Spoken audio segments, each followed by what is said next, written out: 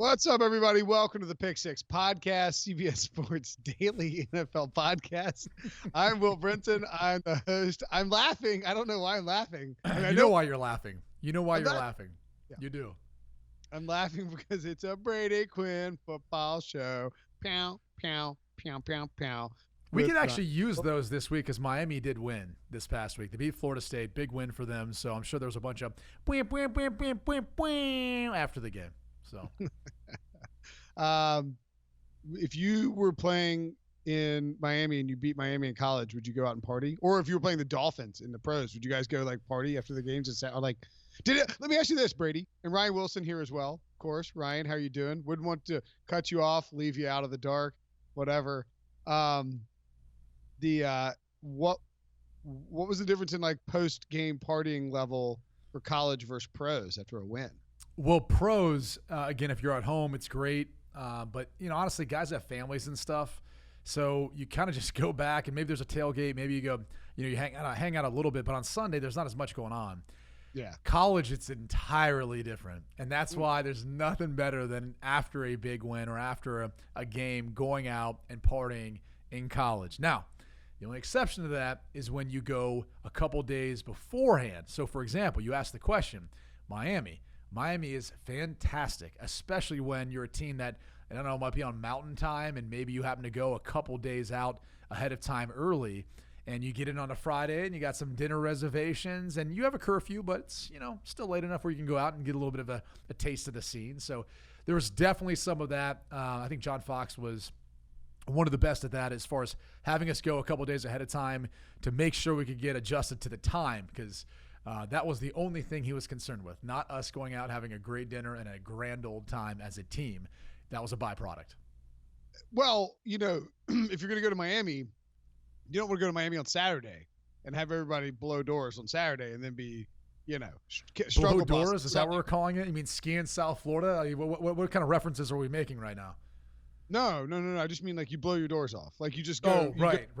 Sorry. I just heard blow Miami. I figured they went together. Fair. I mean, we're basically hitting legalization across the country. Ryan. Wilson does not know what to say at this point. Ryan's like, okay, boomer. Why are you using your joke against me? You got called boomer for being an old Geritol vitamin taking old person. I got dragged on the internet. I replied to a cheat tweet from the Chargers trying to be like funny, like the Wolf of Wall Street guy got arrested 2 years later, and someone was like, it was a meme, jerk. I was like, well, it's not a meme, it's a video clip. A meme is like a very, it's like a short, like referential thing, yada yada. And some guy just replies and goes, "Okay, boomer." And then all of a sudden, this flood of like shut the f up, boomer memes came blasting at me. I was showing my wife; she's dying laughing. You're so hip. You're so in with the social media culture and the okay boomer and the millennials. And now the millennials are trying to blame Generation Z because they're really the ones that are getting blamed for stuff that's considered millennial stuff, but really it's Generation Zers that are doing it. I love social media. I'm all over that. Yeah. I mean, like, I know that you recently fired up a TikTok account. You're killing it on there. Your content on TikTok is unbelievable. I don't even know what that is. Me either. I don't either, but that's what the kids are doing. Let me ask Brady this. Brady, I've had this conversation with Breach as well. What do you think Brinson would be doing right now if there was no Twitter? Because I'm convinced he would be down at the grocery store yelling at old people about the fruit they were buying because he would have no one to yell at. Oh, that's a great question. I don't know that I see him as an angry person without Twitter. I think Twitter is actually the platform for Will where he tries to be a bit of a comedian.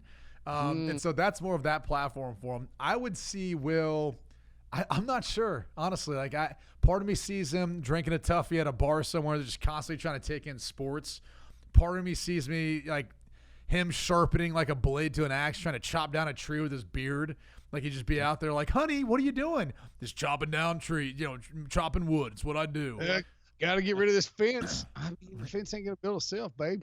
Yeah. So I'm not really sure. Do you mean like what if there was no internet or what if there was no Twitter, Ryan? What if there's no social media, no Twitter? Because if there was internet, you'd definitely be scouring the internet for whatever you could find. I'd be on a message board like You'd be trying to create Twitter. That's what you'd be doing. If there was no Twitter, you would be trying to create Twitter via some company or on a message board or something. And you could call it Boomer. OKBoomer.com. Yeah. All right. We very crisp podcast so far, hitting all the critical NFL topics. Taking care of business. Because there's nothing to talk about today. My gosh. Debo signed. It looks like Debo signed out of Slack, but that's not actually the case. He's actually just launched his computer into the control room, like keyboard. He's just, I'm out. These guys, it's over. All right. Anyway, let's make sure and check out. By the way, Cam Newton plays on injured reserve. Nick Foles taking over for Gardner Minshew in Jacksonville. Make sure and check out the emergency podcast. Oh, the Chargers telling everybody to go F themselves, and they're staying in LA and not London. See how that goes. All those things are on the emergency podcast that we banged out on Tuesday afternoon to make sure everybody would have their content for that. But we are going to dive into some uncertain quarterback situations around the league and touch on, because everything, Brady, I do want to dive. I've used your name 1,000 times in the last month, in vain. But no, mostly because you had Liz Frank surgery recently, and I just don't think that people, like, I've been telling people, like, go listen to this podcast where we talked to Brady about it. Where does Carolina fall? I'm just curious what you think Cam should do now that he's been placed on injured reserve. I think he probably wants to try and get back for the playoffs, but I think he would be best served to have the surgery based on what all the things you said. Playoffs? What? Playoffs. I mean, is this team going to the playoffs? Are we for sure about that? No, not at all. Here's how I'll put it. I didn't get surgery. Okay, this was back in 2009 when I initially heard it. Didn't get surgery, casted it, went in the walking boot, came back. It obviously didn't heal properly. That's that's one of the risks that you run. But really what you're talking about is the separation in between your big toe and your second toe when you have a Liz Frank injury. When they call it a sprain, there's a lot of times little micro tears within that ligament. And so it doesn't seem that significant, but you start to get separation between those toes. They're called metatarsals. And so your foot spreads out a little bit, right? So that's painful.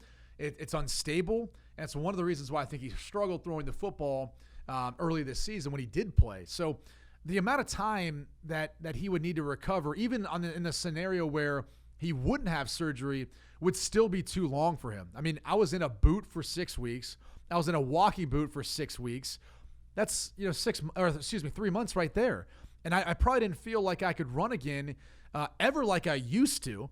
And I'm 6 months out from post-surgery now, and I'm still not quite there. So regardless of whether he chooses to not have surgery or elects for surgery, it's going to be a solid 6 months before he's able to actually get out there and run and cut and maybe test out and all that.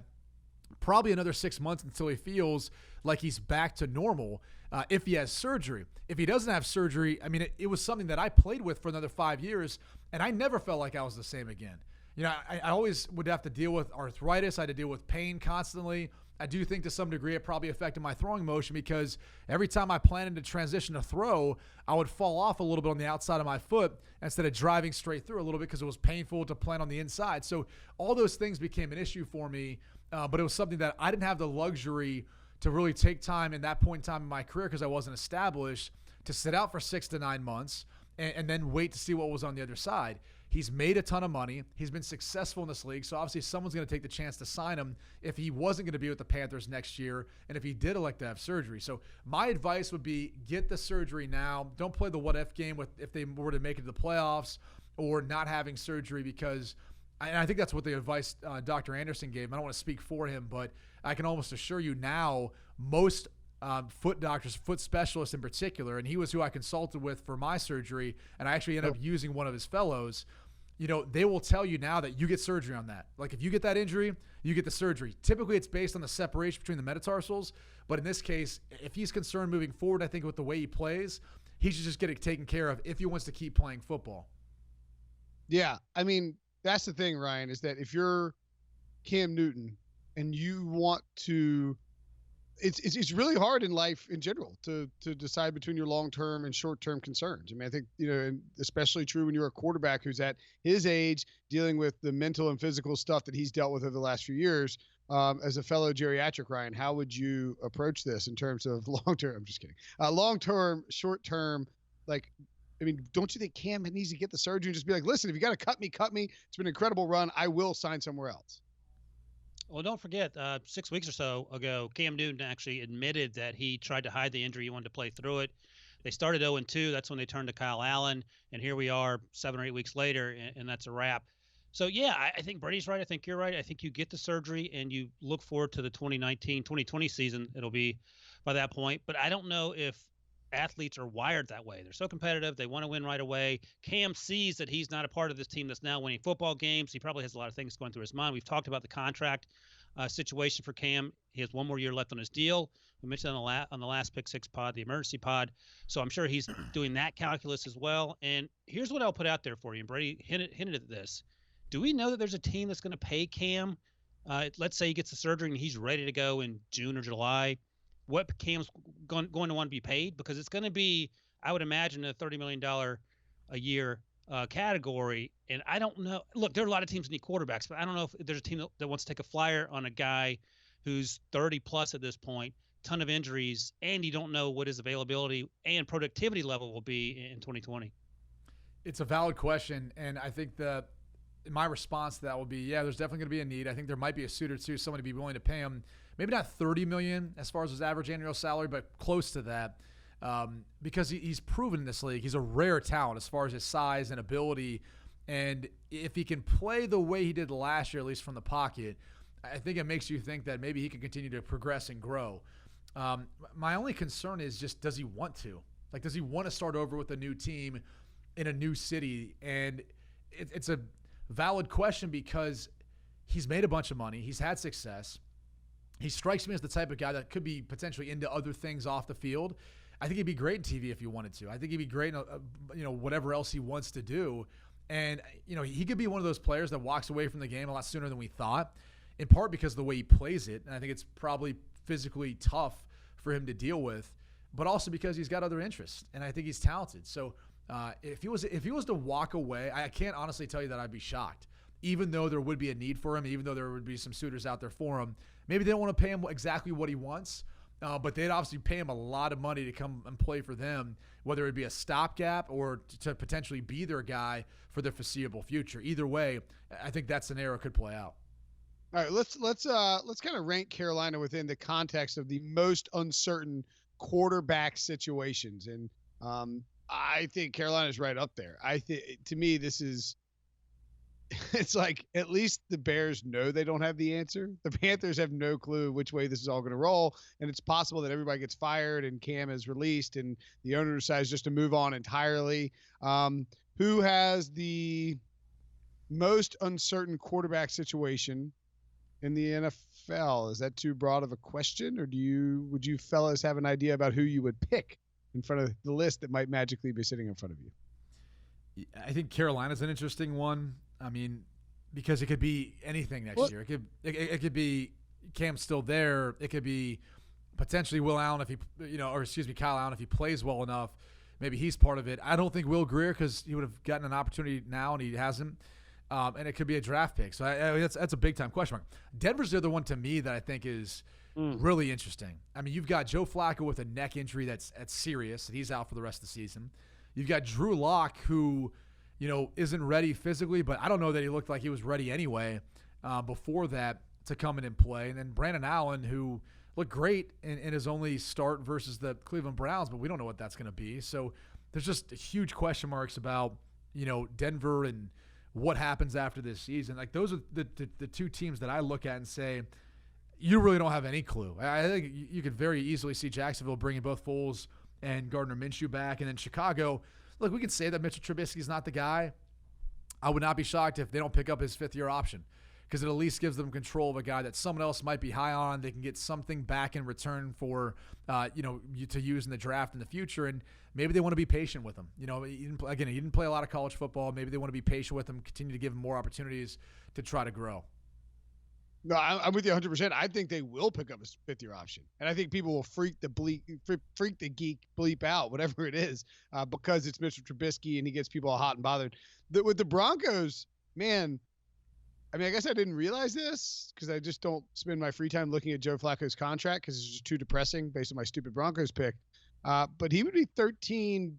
Like if they cut him, if they post June 1 release, which means he's going to, soak up a ton of your salary cap space, 23.65 million, until June 1st, which makes it difficult to maneuver around it. They would only have 3.4 million dead against the cap next year, but 10 million the year after that. If they cut him after the season, this $13.6 million in dead cap hit. I mean, they'll save $10 million, but man, I mean, what a disaster by John Elway. There's no one to hold him accountable, but jeez, buddy. Hey, just don't forget, Ryan, he won 2 Super Bowls. Yeah, no, that's right. Another bold move by John Elway. Look, I will say this, though, about Carolina. 3 Super Bowls. Thank you, Brinson. They actually, at least they have options. Okay. Boomer's always going to get the last word, Brady, so let Boomer have the last word. The Panthers have options with Allen, with Will Grier. We don't know what we have in him, but at least he's there. He's a 3rd-round pick. And then, of course, what they decide to do with Cam. But I think teams like Tennessee and Tampa Bay, where Mariota and Winston are in the last year of their 5th-year options, I can't imagine either of those guys come back. Certainly Mariota. Maybe Bruce Arians does something with Jameis, but again, you have to pay him. I would think they would be moving on. So those are huge question marks there. We know about Miami. They have the number 4 pick right now, so they're going to be in the market for a quarterback, even though they traded for Josh Rosen, who could be another bargaining chip for another team next offseason in the market for a quarterback. And, of course, the Bengals are somehow the worst team in football. So I think those teams have a lot more question marks than a team like Carolina, who at least have depth and some semblance of having a solution, whether it's short-term or long-term. And the Drew Lock thing's going to be interesting. I liked him a lot last year coming out. I thought he had a pretty good Senior Bowl. He looked like dog doo-doo in preseason, and then they put him on IR. I don't know if that system's going to work for anyone. As you point out, Brinson, John Elway isn't doing anyone any favors. And it wouldn't be completely and totally shocking. They're going to have a top 10 pick probably, unless they play the Browns every week. Sorry, Brady. But if they target another quarterback, because that's something that John Elway, I feel like, would do. Who would you rather be, Brady? Miami or Chicago? Was I already asked this question? I feel like I was already asked this question by Pete Prisco, or maybe it was someone else. I don't know. You would know. Brady, who would you rather be, Miami or Chicago? Well, no, you know what it was? Pete asked me, would I rather be the New York Jets, or would I rather be the Miami Dolphins? Yeah. And his whole thing was, why would you want to be the Jets? You got all those picks. You can draft whoever you want. You can start over. And I was like, well, that's great if I'm their general manager or head coach right now. But you're also assuming that all that's going to work out. And, like, how many of those draft picks are actually going to be guys who are cornerstones of your team? Like, I do think Sam Darnold's a franchise quarterback. I just don't think he has any help around him right now. And again, I don't know what's going on behind closed doors, but, there's a lot of issues right now for the New York Jets. So, you can maybe make the case about the Bears, too, as far as how they're playing. And now a lot of it might have to do with Mitch Trubisky. The other thing is, I don't know how bad his shoulder is. Maybe it's bothering him a little bit. I know it's his off arm, but still, that plays a factor. And we can talk about, like, what I would do if I'm Matt Nagy right now and how I can get my team back and how I can, potentially make us competitive again. But the Miami Dolphins are in a good spot because if they don't think they have their quarterback on the roster, which they don't, and I think we all can agree upon that, they can go find one in this year's draft. And I think there's a number of really good candidates, whether it's Tua Tagovailoa, Joe Burrow, Justin Herbert, whoever you want to start throwing into that conversation. But the bottom line is they're building towards something. So for me, I think if I'm looking at the division, and also the fact that Aaron Rodgers is going to be in the NFC North for a few more years, I'm not sure how much longer Tom Brady's going to play. So for that reason, like, I think eventually he'll move on. Maybe eventually Bill Belichick retires. All of a sudden that opens everything up in that division. Whether Josh McDaniels ends up being the heir apparent or not, there's still a lot of holes that you have to kind of fill in for and plug in. And so I think it would be good to be the Miami Dolphins. I just don't know if Brian Flores and Chris Grier survive what they've done. If this team goes 1-15 this year, which I think it very likely could, maybe 2-14. But if it does, do they even get to a year 3 or 4? Because you can draft all the guys you want. There's still young players in this league. We typically don't see teams that have the number 1 overall pick then all of a sudden drastically change the following year. 2 years later, 3 years later, look at the Cleveland Browns. They're a 2-win football team right now. So I just think the whole idea of tanking and everything else that goes along with it, usually the guy who's the head coach and the general manager who are there at the time when they take on that approach, they don't end up surviving it. So Matt Nagy What do you think the chances are that the Bears, Ryan, would dive back into the draft for another quarterback? Well, they don't have a first round pick, so that's a problem. Part of the Khalil Mack trade. So they're over a barrel. I suppose you could move Will the knows a first lot round about pick. that, Ryan. Oh, he didn't like that one, Brady. You could move the first round pick in the next draft, maybe. But I mean, then you just keep kicking the can down the road. Ryan Pace is trying to solve these problems that he himself has created. I don't know where you go. I wasn't joking when I said last week and maybe 2 weeks before that the Bears should be on the phone with the Bengals about maybe getting Andy Dalton on a short-term solution. The Bengals didn't even think about trading Andy Dalton until 12 minutes before the trade deadline, so that never came to fruition. But there are going to be quarterbacks out there on the market. But if you're Ryan Pace, if you're Matt Nagy, do you want Marcus Mariota? Isn't he just a rich man's Mr. Trubisky? Jameis Winston's a turnover machine. So you're going to have to find a bridge guy and then reevaluate unless you get lucky and find a quarterback in the second or third round next draft. But again, and Brady just hit on this, you're not going to develop these guys right away overnight and have them go out there and start winning football games. I just feel like with an Andy Dalton, you're not wasting that defense that is now getting wasted. At least you have a chance in the second half to compete. And now they're third in a division where they could very easily be near the top. Yeah, they might stink for a long time. I mean, they might be bad. They might be terrible. I'm sort of thinking, Yeah. You start just stroking your beard there, buddy. There you go. Yeah, there you go. That looks more natural.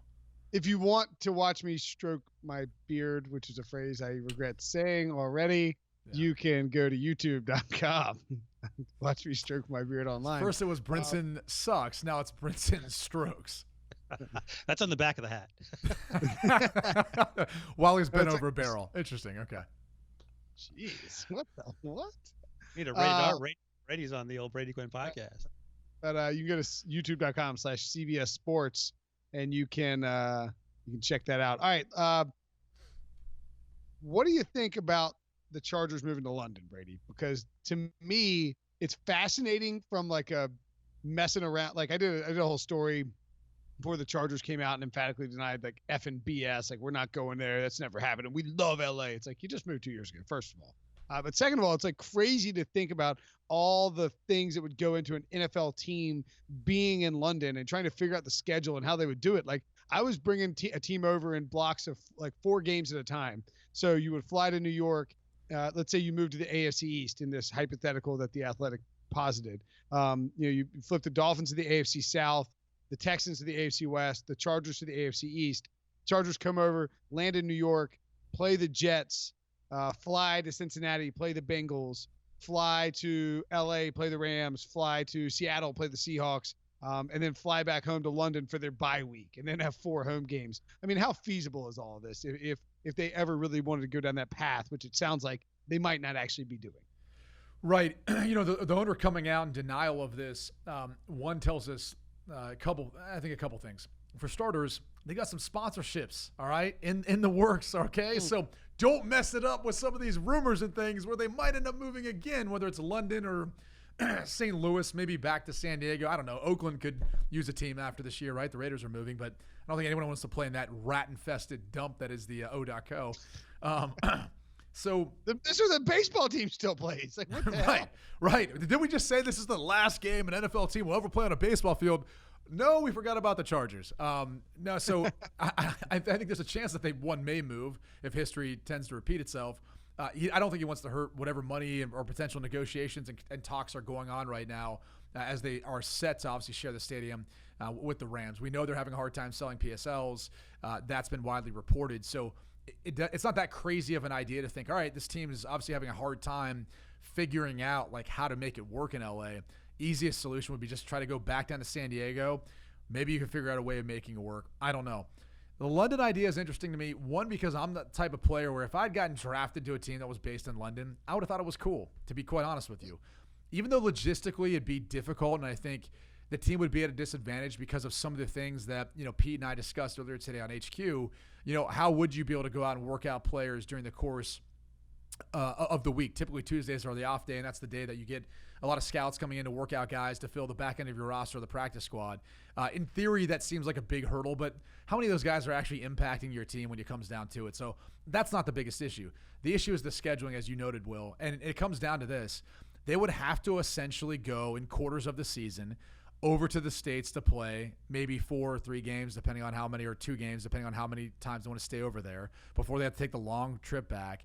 And then they'd come back, and they'd be home for their 8 games, however you want to spread it out over the course of the year. I think it's doable. I think that it's actually feasible. I think London's ready for a team. From my experience going out there as a player, this is back in 2010. People loved it. It was a packed crowd. People had so many questions. They were so interested about the game. I think what NFL Europe brought, it really was the foundation to a lot of the desire to bring a team to London now, or at least the fandom that you see now in London was started by NFL Europe and kind of raising the curiosity for a lot of people. And we've also got a few more international players, so I think that plays into it. But, will this happen anytime soon? Probably not. But I do think there'll eventually be a team in London. I don't know if it's the Chargers. Maybe it's more the Jacksonville Jaguars. Maybe it's an expansion team. I'm not sure. But I don't think it's the craziest idea. And I don't read too much into what an owner says or what anyone says, nowadays in the NFL, because we've also seen them turn on their word in a heartbeat. So, Brady, a few things. And one of the things I'd be concerned about if I were like the GM or the owner or even the coach who sort of pays attention to analytics is that the farther you travel, the less likely you are to win the game.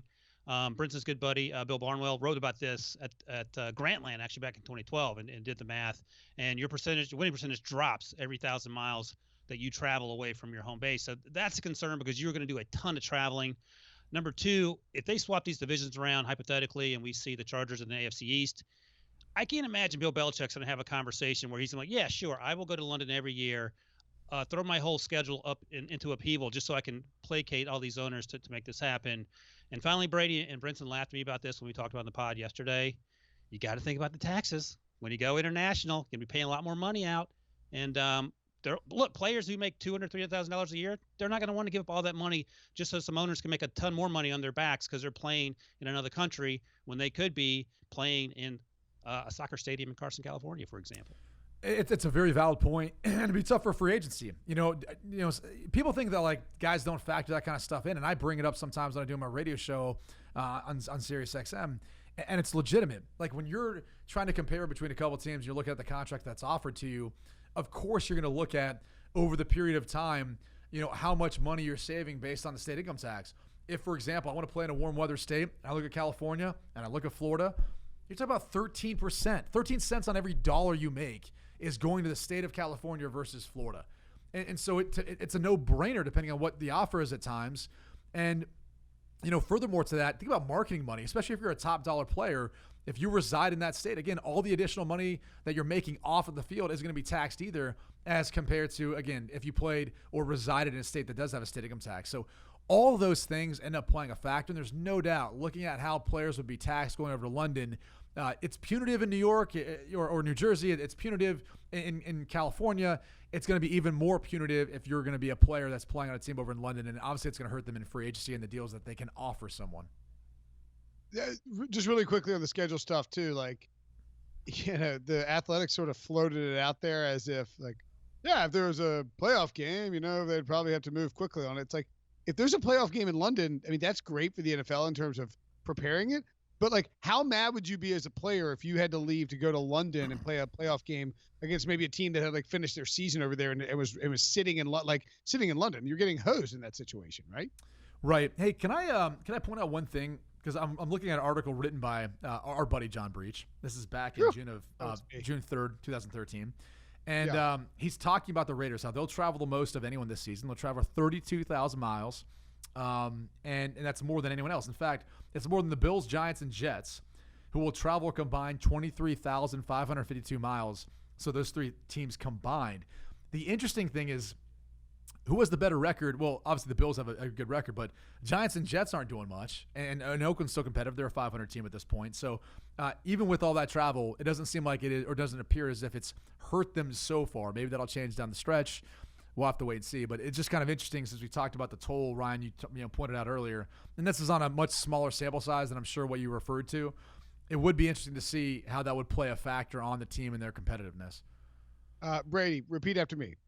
Breach is trash, and so are the Bengals. Wow. I'm not going to say I that. want you to say it so we can record the audio and then play it back for John on a later podcast. No, I'm not doing that. I'm not doing that, all right? I'm a team player here, Will. I don't know what kind of shenanigans you're trying to make me a part of, okay? You say shenanigans one more time. By the way, Aaron Rodgers, we talk about travel stuff in the NFL. Aaron Rodgers intimated after the loss to the Chargers, and certainly wish we'd known this beforehand, something similar to what you pointed out about Miami. We've got to be honest with our routine and the decisions we made in the last 48 hours and make sure that our head is in the right place the next time we come on a big road trip. I don't think it was complacency at all. I just think whether it was the trip, not everybody taking care of themselves the right way over the 2 days, or we were just tired, or the differences in temperature. But those are just excuses, and the facts are that we weren't locked in from the start, and that's a little disappointing. I mean, I don't want to read between the lines and quote Aaron Rodgers here, but if I were to do that, he would be saying, y'all dudes were hungover, and you showed up at 4 o'clock on Sunday smelling like booze, and you played like crap. Why'd you do that? I mean, NFL players are going to be NFL players, man. And I don't know. My understanding of when they got out there was actually they got out there Saturday. So my understanding was they got out there a day before the game instead of 2 days, where if they wanted to have their fun, they could have went out 2 days ahead of time, got the partying in, sobered up Saturday, played on Sunday. Now, do I recommend that? No, but this is the reality of how things work in the league. I was a part of teams, and I'm not going to name names. There were players in that team who would go out the night before a game, even before a 1 o'clock kick. And if they were in a big city, they'd full and well take advantage of that. They'd go out to the clubs. They'd go out to, other clubs, and they would enjoy themselves, and they'd come up and play the game. And I got to be honest with you. Sometimes it impacted their play. Other times it didn't. There were some guys who had the ability to work hard, play hard, much like you will, Brinson, because I've witnessed this firsthand at a Super Bowl. Ryan, you can speak to this. You work hard, you play hard, you figure out a way of making it work. There are players like that who operate like that in the NFL. So, look, did they look sluggish? Yes. Was that reported before the game? A little bit, yes. I talked to one of my buddies who is with a different network, and he had said, man, these guys are, in his case, dragging ass is how he described it before the game. You got to text me and tell me that. You got to text us and be like, hey, FYI, hammer the Chargers. The Packers are dragging ass. Okay. Unfortunately, I was kind of doing a bunch of other things at that point in time. Didn't really think to say. You had a job. You couldn't text me about betting on 425 NFL games? Come on, Brady. Would you have a family? Wife, kids, get out of here. There's a few other things going on, but next time I'll make sure to keep you in mind, Will. I'm just kidding. Yeah, but I mean, look, that's I don't think you are. No, I mean, that's a reality. You're talking about 20 somethings with a lot of money going to L.A. I mean, like, what are they going to sit in the hotel room and play? Can I say this though? L.A. the party scene, it's nice, but they don't really stay open that late. I mean, look, L.A. the bars close at 2 a.m. Okay. If they're doing last call in LA, it's like at 1:15, okay? It's not like Miami where they're open all night, or New York all night, okay? Completely different scene. And so I always feel like you can only party so much in LA if you're really going to go that route. That's my only gripe against LA is they don't really keep stuff open that late. Fair enough. New York, late. Miami, late. LA, Vegas in the future, late. Right. Yeah, like people could be having fun at Dre's all the time. Memo Dre's. Oh, so you don't know? No, I don't know. I'm not a former NFL player. What's that? I said boomer because you didn't know.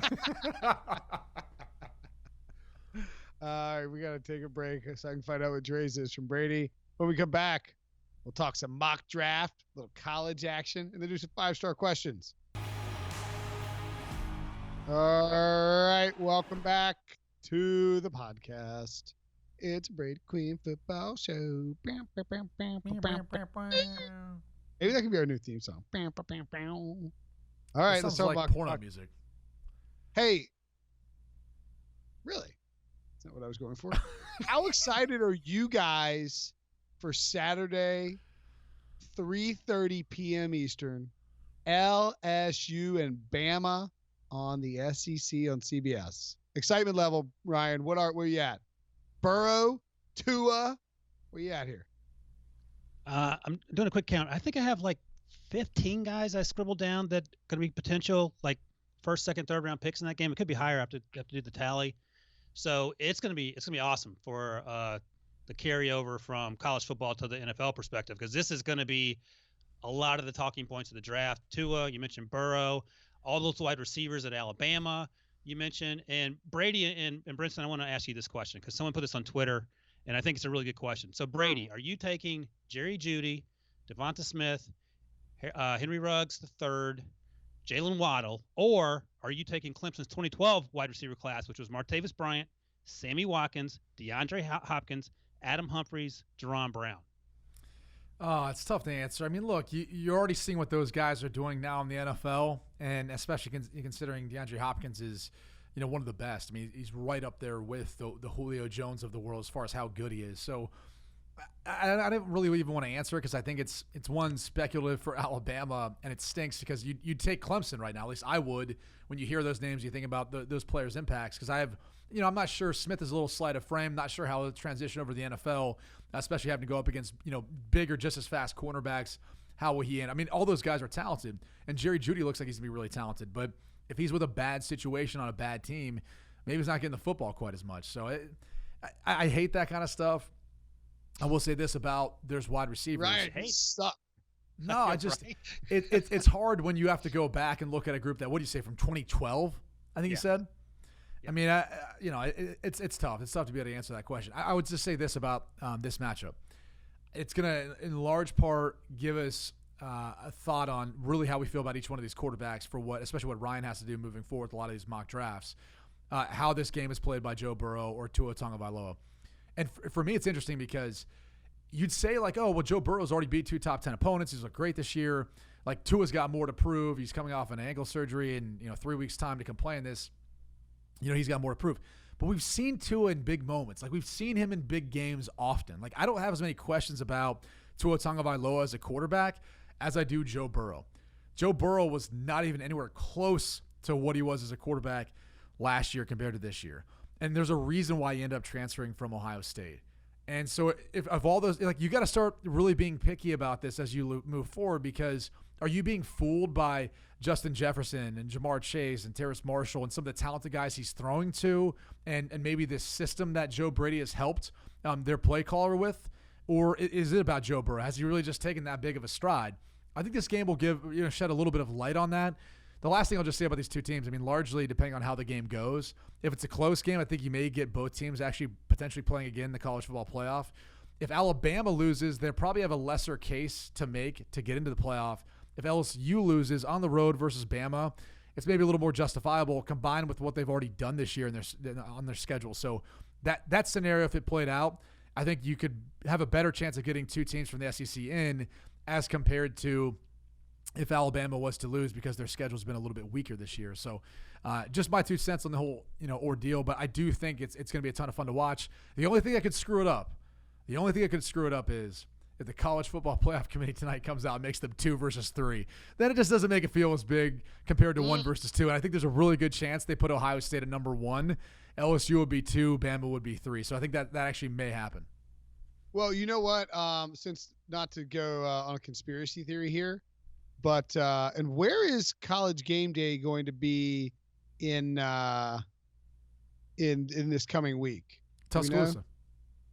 Okay, it's going to be in Tuscaloosa. Okay. So it doesn't, because I was going to say if, hypothetically, College Game Day was somewhere other than there, and you wanted to throw the shine off the CBS game, you would make them 2 and 3 versus 1 and 2, just hypothetically. No, but Game Day's they'll there, be there for it. Yeah. Okay. Yeah. Hey, Brady, quick question too. Would you take the 2019 LSU receiving class or the 2006 Notre Dame receiving class? Notre Dame all the way, man. I'm loyal to those guys. Come on now. Samardzija. Give my guy Samardzija any day of the week, man. That was the guy. And obviously, I didn't have Maurice Stovall. If you would have said 2005, I would have had Samardzija, Maurice Stovall, and Raymond McKnight. 2006, I only had Rama and Samardzija. David Grimes was young at the time. He came in too and played a role, but Stovall had been drafted the year before. So I got to give some love to my big guy Maurice Stovall. And by the way, they're dominating the softball league too with Samardzija and Brady. Oh yeah, that's right. By the way, even if you don't have cable and you want to watch this game, you can go and watch cbssports.com/SEC. That's all you got to put in. Wow, it's easy. Or fire up the app, the CBS Sports app. This plug's not even on my rundown. That's how much I love this company and love sports. you go to that website and you can watch for free. So go to cbssports.com / I'm pretty sure /SEC and check that out, or download the CBS Sports app and you can watch LSU-Alabama for free if you don't have cable, is my understanding. Hey, so yeah, Ryan. Add one more thing real quick. I was talking to someone in the league the other day. They think Jerry Jeudy, there's a chance, Brady, and I'm looking forward to your grimace when I say this, could be better as an Alabama wide receiver than Julio Jones. Brady doesn't like it. Also, quickly, Joe Brady, William Mary alum. Thank you very much. Well done. Way to get that plug in there for him, because he has been a big difference for Joe Burrow this year and just what their offense looks like, in particular passing the football. But I can't subscribe to that with Jerry Jeudy, and the only reason I say that is, one, the slight frame. I don't even know if he's as thick and as powerful and explosive as Julio is. And Judy's going to have to put on some weight. He's going to have to put on some muscle mass, I think, because as elusive as he is and as good as he is separating in college, it becomes a lot more difficult at the NFL level with these guys and how big they are and how fast they are. So something I think I still want to see from him. And again, you're talking about Julio Jones, who I would say is the best wide receiver in the NFL, regardless of how the Falcons are doing this year. He's number one to me, so I have a hard time believing that. Maybe he can just be a rich man's Calvin Ridley or something. You have Jerry Jeudy going number 9 to the Broncos, Ryan Wilson. That would be pretty awesome to watch Drew Lock under and overthrow both Cortland Sutton and Jerry Jeudy, wouldn't it? Manny Sanders would love it. He's like, see, I told you. That's why I tried to get out of there. Yeah. Well, we don't know who John Elway is going to sign. He'll sign 3 or 4 quarterbacks in the offseason, draft 3 or 4 more. So we don't know who's going to be short hopping balls to Jerry Jeudy, but he makes sense in terms of being a Manny Sanders replacement. He'll sign 3 or 4, draft 3 or 4. It's, at this, like, is John Elway going to have a job? Like, are we really entrusting him with making the next pick? Who's firing him? They don't even know. Joe Ellis would be the person who, even when Pat Bolden was there, when I was there with the Broncos, and if Pat wasn't around, Joe Ellis really had a strong grip on how that organization ran, especially going through a coaching change from Josh McDaniels to interim head coach Eric Studesville and then to John Fox. He had a pretty significant role in everything we kind of did there. And they did bring in John Elway during that transition between 2010 and 2011 where they hired John Fox. Elway was kind of a part of that. Because I think I told you guys before, the first conversation I ever had with John Elway was, hey, man, great to meet you. Can you guys release me? and because I wanted to try to go somewhere else and have an opportunity to play, and I was kind of done with the whole scenario, what was going on then. What did he say? He said he was really taken back by it, which was kind of the whole point of the conversation, was to try to kind of surprise him and then say, okay, like, let's make this happen. You got a disgruntled employee, just let them go on their merry way. And he was like, I just got here and I hear great things about you. I really like you. And I haven't really had a chance to even evaluate moving forward, and got to talk to the coaching, all the kind of stuff you hear from a general manager who at that point, I don't even know if he had the control or power to do that yet.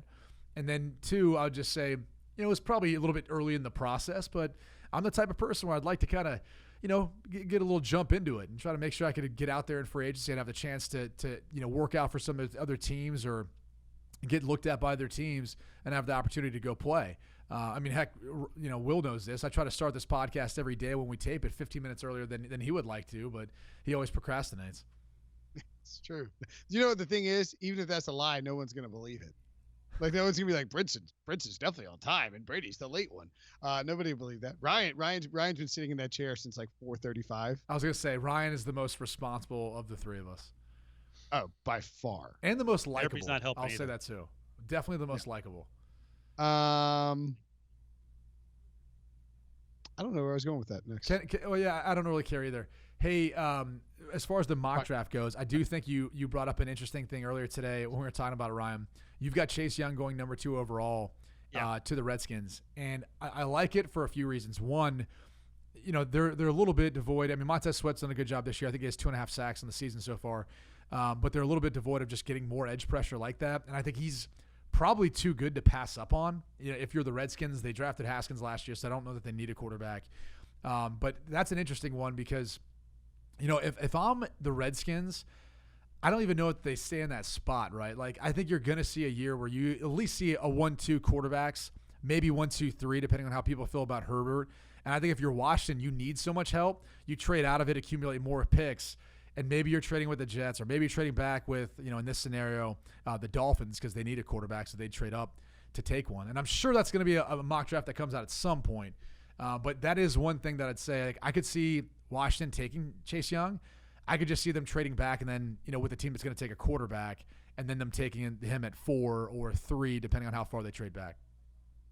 And that's the thing. The Dolphins won, so they didn't help themselves with the tanking for Tua situation. So if they keep winning, and by keep winning, if they beat the Bengals, let's say, in I think week 16, they may have to use some of those picks to get back up there if they fall in love with Joe Burrow, for example, or if they're trying to outbid the Bengals.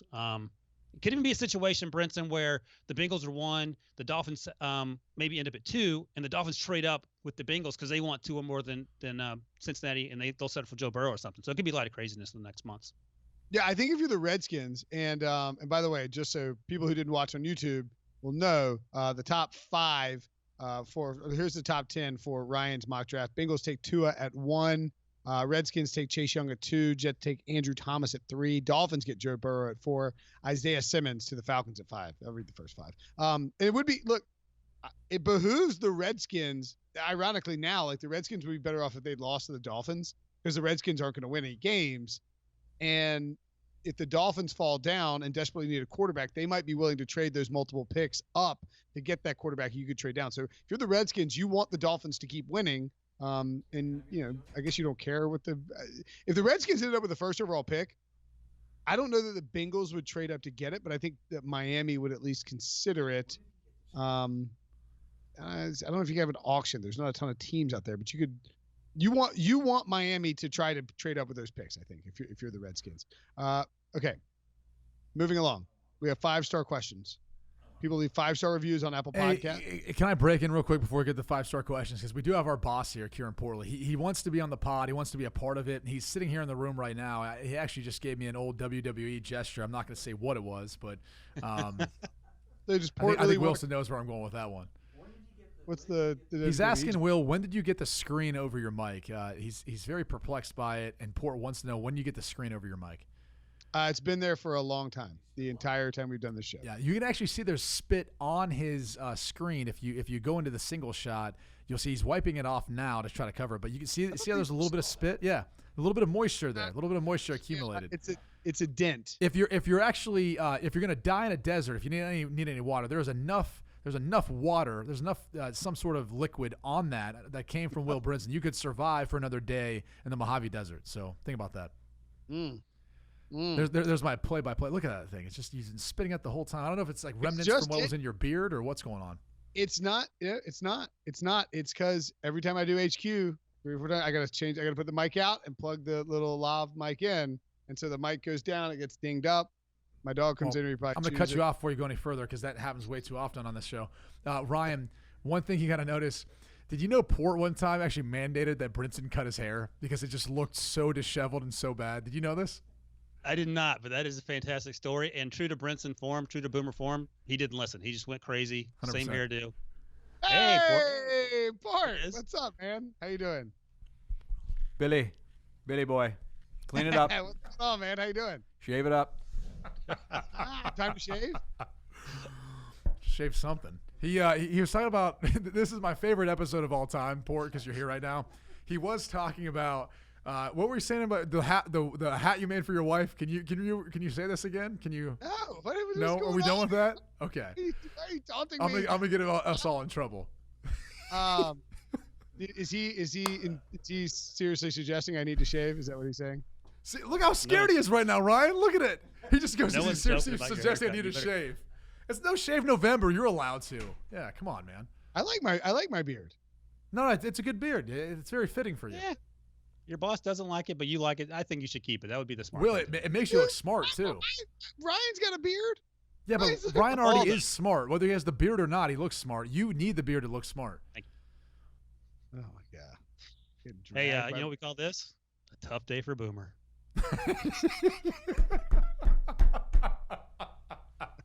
Whoever called you Boomer on Twitter, I'm going to follow them and every day thank the lucky stars they called you Boomer, because that is it makes you so angry and it makes me so happy. This is one of the best days of my life. This is one of the best days of Ryan's life. Oh, this is amazing. The birth of my children, marriage, when someone called Will Brinson Boomer on Twitter. Amazing. Somebody dragged Brinson. Okay. Back to the pot. Oh God, someone's getting His yelled at life tonight is all for about this house. potting. God forbid he distracts himself from anything else. He's got a pod. That's what he's got. Pod and Twitter. I mean, at some point in the next 5 minutes, y'all two are going to yell at me for it taking too long. You go, what's going on here? This is our turn. This is our turn to take too long because you do this to our listeners all the time. I'm not in a hurry. I don't know the NC State game. We know that. I Don't know. worry about it. Was Michigan State Kentucky play tonight, by the way? Yes, and Kansas and Duke. Well, so they played last night.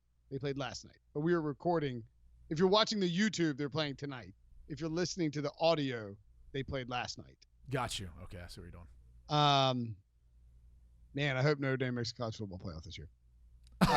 You trying to throw daggers at me? Look, they're not going to make it. I know that. I'm willing to admit that. They barely beat Virginia Tech this past week. But I will say this. They would absolutely teabag NC State this year. There you go. They would. God, they'd be so mad. We got teabagged by Boston College and Wake Forest. So yeah, you get teabagged a lot, Brinson. There you go. You got it in there. That's Somebody the t-shirt. clip and save. Okay, Brady, we got to ask the question to yesterday is who's the best chef out of the Super Friends? So I'm curious what this is a 5-star review. What's your go-to meal if you're cooking? Are you a cook? Are you a chef? I mean, no, I'll grill. I'm a guy. I'll grill some steaks on the grill, something like that. But my wife is such a good cook that it doesn't even make sense for me to ever step anywhere like in the kitchen to do it because I will mess it up. The best thing I make is actually breakfast, so I take that back, which isn't really saying much. So she just dwarfs me in every way with her ability to cook. So I don't even mess that up. We're all friends. Anything. Dude, she's amazing. Like, she'll make amazing chicken parm, chicken cutlets in general, a lot of Italian dishes. She makes pretty much anything she comes up with. She'll make like a stir fry that's really good. She makes this incredible Chilean sea bass. Like, I lucked out, and I actually told her this. She did not appreciate this when I said it to her. I go, babe, I love you, but I'd probably be 10 pounds lighter if we never got married because I eat so damn well because her cooking's so good. That's not she got mad about that? That's not it's kind of a backhanded compliment, right? You know? I guess. I mean, does she use a lot of butter? No, it's just she makes it, and I'm like, gosh, this is so good. You need to make more. So it's not even like that it's that unhealthy. It's just that no one should consume that many carbs, right? Feels like this is more of a you thing than a her thing. It definitely is more of a me thing. 100%. We're working on it. I was shocked and awed at the Chick-fil-A situation at the Combine with Brady. I'll just leave it at that. Yeah, that's right. Hey, just wait for Super Bowl, baby. We're going to get to hang out a lot more. We'll actually get some drinking involved, too. And I'll put on an absolute feed bag, especially if I get one too many brews in me. Wait, so when you late night chow down, you go huge? Is that what you're saying? Yeah, because like here's how I view it. Like if you know you're gonna be hungover, like you're on the borderline of like, okay, I'm like one-eyeing it. Like if you've ever been that drunk where you're having a hard time seeing, just cover one eye. You'll be able to kind of figure out the rest of it, okay? Or if you're getting the spins, the best thing is when you lay down, you gotta have 1 foot on the ground, 1 foot up on like the bed, couch, whatever you're laying on, table, whatever it is. Usually that helps take that away. But my advice is this. If you know you're going to be feeling it the next day because you drank too much, you go in aggressive at whatever you can eat that's going to help soften that blow. Like I think about it like this. You're jumping out of a 4-story building, okay? And it's going to hurt, okay? But if you can figure out a way of putting like a mattress or something down there to soften the blow, then it'll be that much better. I do think there's something to that because, sometimes you'll do I'll end up in a situation where like I don't eat a full dinner. You snack and you drink all night. You wake up the next morning and you are crippled. But if you pound food late at night or eat a bunch of pizza, you feel fat the next day, but you don't feel as bad. Exactly. I'd much rather be fat and hungover. I'd rather feel fat and feel good than not fat and hungover. Right. Yeah. It's America. It's okay to be fat. It's just not okay to not be able to function while hungover. That's America in a nutshell for you, okay? You can quote me on that. Yeah. That could be your campaign slogan. Okay, so to the actual 5-star questions, Jesperson DK says, don't change the rants, the tangents. In fact, don't change a thing. That's what I'm saying, buddy. Just be you. Question for Brady. And by the way, again, if you leave a question for Brady, Jason Lockenfora, Pete Prisco, Ryan Wilson, any of the Super Friends, myself. We will answer it. If you leave a 5-star review on Apple Podcasts, you put a bunch of them in there. We appreciate it. His question for Brady is, what was your, quote, welcome to the NFL moment? Good question. I would say it probably actually happened in practice my rookie year. I remember at that point in time, it was on OTAs, right? So OTAs are really the first practices that you have. So you have like your rookie mini camp, and that was fine. I learned the playbook quick. I got my hands on it as soon as possible. I think actually draft day, I remember getting a copy of the playbook from Rip Shear, my quarterback coach, and already starting to review it. I got ready for rookie mini camp. Everything was fine there. Like, didn't have an issue with all that as far as running the offense and the operations, and then obviously making throws and everything else.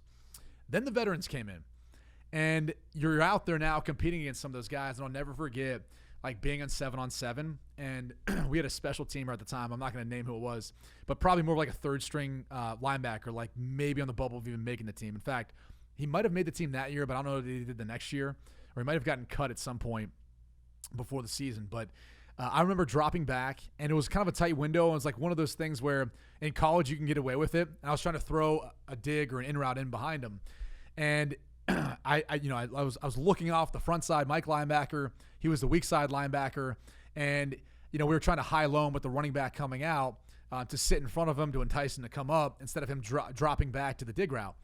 And so I was just trying to fit it in there, and it was going to be tight anyway because the Mike got so much depth. And I just remember he like kind of picked it off relatively easy, and I remember thinking to myself like, crap, like this is going to be a lot harder than I anticipated. And then we had a team drill. One of the balls got tipped, got picked off. And then eventually there was another play. I think I threw up like a deep ball, and the guy ended up picking it off. It was like my first time throwing 3 interceptions. Typically I didn't, throw a lot of interceptions, really after my freshman year in college. And up until that point, I hadn't really had any rough days. So I just remember that day and being like, oh, crap. And just the guys talking trash and saying all this and kind of stuff because I was a first-round pick. And kind of yapping and stuff. I was like, okay. I was like, this is kind of like that welcome to the NFL moment where it's a little more aggressive, a little more difficult up here. Like even the guys who you think like aren't going to make the team, they're still breaking on footballs and picking stuff off. Yeah, a little bit different than that college game, isn't it, Brady? Mm-hmm. I almost went to iTunes. Where we got one more. Mike 88888 big. Says, what do we think, Brady? What do we think Brady's career would have been like if the Ravens would have chosen him, as it's been reported? Thanks, Mike Kornblatt. I don't know. I mean, it's all speculative. It would have been nice to enter in a situation where you had that sort of defense, that kind of team. That was, stable organization, good running game, and all that. It's great to speculate on and talk about. But to be honest with you, it's who knows, who honestly knows, but I think there would have been more stability there, which, even for example, if we take into account Mitch Trubisky and we talk about why so many people look at him compared to Deshaun Watson and Patrick Mahomes and say, like, yeah, they need to move on from him already. Right. Well, what does Deshaun Watson and Patrick Mahomes not had to deal with? They haven't had to deal with a coaching change. I mean, think about that. Like, something small and seems insignificant, and Matt Nagy's there, and we think he's a genius because of how things went last year with him. But just he's had to learn a new system. Bringing in all these guys to help him out, that doesn't necessarily mean it makes it easier on him to get on the same page. A la look at Baker Mayfield and Odell Beckham. I saw a stat today where, Baker Mayfield's thrown the most interceptions. He's got the worst quarterback rating in a clean pocket. This is his second year in the system, but you've got these new guys he brought in that he's trying to throw to. And he's still obviously dealing with some of the issues with that, lack of protection and everything else. So the situation and the stability around you plays a huge role in your ability to have success. Yeah, I was reading because I think you told the story to Daniel Jeremiah like way back in the day, a few years ago on Path to the Draft or whatever. Well, I told him that because he was the scout that supposedly, this is the whole backstory of it. So Daniel's the one that left the room in the Ravens draft room. So people thought because of his relationship, and I think he was coming to Cleveland, that he had called and told Phil Savage about it. And so that's the whole backstory of it, is he kind of behind closed doors knew the whole deal where they were trading with the Kansas City Chiefs at 23. And so that's, he had stepped out to make some other call, but people try to connect the dots, and they were trying to make it seem as if he was calling to, let a buddy of his and Phil Savage know. They thought he walked out to be like, Phil, they're going to take Brady. You better jump up and take him. Yeah, that's like who would think Daniel Jeremiah would do that? If you're going to pick one human being who's going to do that, it's not Daniel Jeremiah. Well, no, it's not him, and it's just that's the kind of stuff that goes on, and we obviously write about and talk about, but there was no validity to it. Okay, well, yeah, it would have been interesting. Maybe you would have, maybe you'd be playing for the Broncos right now, and maybe you'd be on IR for the Broncos right now. So with a neck injury, I did have a back injury, so we kind of both made it there with some herniated discs, just different parts of our spine. Would you? Yeah, maybe you'd be on shirts with like Brady Quinn, elite ? Yeah. Yeah. That'd be interesting. It'd be cool to be on a T-shirt like that. It would be. Yeah. You know what? If there's anybody out there who wants to make Brady a shirt that says elite, do it. Find a picture of him drunk laying on a table and slap it on a shirt. Elite. All right, we're getting out of here. It probably will happen with our Super Friends this Super Bowl. Let's be honest. It's gonna happen. Miami. Everybody's welcome to come down. We should do a big Brady Quinn football show live from Miami for the Super Bowl. How about it? While drinking? Absolutely. Okay. All right, he's in. Ryan's in. Ryan I think Ryan's in. I don't know. Ryan has to drink Fireball the whole time. He doesn't know it yet. Yeah. He's just gonna be sloppy. All or nothing. All right. Great show, guys. A lot of fun. Thanks for getting me nearly fired and perhaps shaved, Brady. I wouldn't shave. I would just say cut your hair. Okay, the hair is too long. Yeah. Okay. All right. Great show. See you guys tomorrow.